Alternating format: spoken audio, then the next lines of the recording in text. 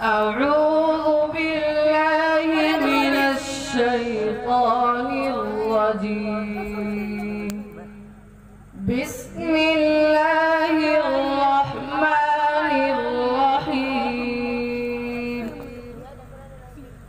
ولقد أرسلنا نوحا وإبراهيم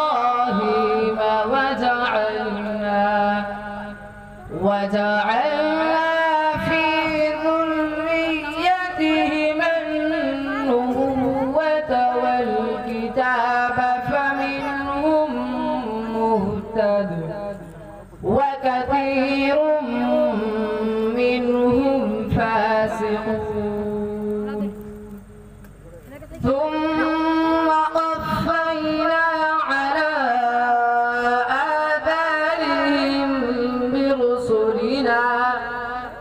برسلنا وقفينا بعيسى ابن مريم وآتيناه الإنجيل وجعلنا في قلوب الذين اتبعوه رأفة ورهبانية ابتدعوها ما كتبناها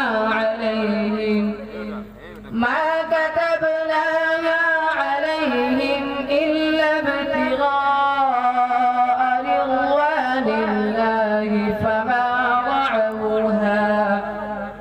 فما رعوها حق رعايتها فآتينا الذين آمنوا منهم أجرهم وكثير منهم فاسقون. يا أيها الذين آمنوا اتقوا الله وآمنوا برسوله يؤتكم كفلين من رحمته ويجعل لكم نورا تمشون به ويغفر لكم والله غفور رحيم.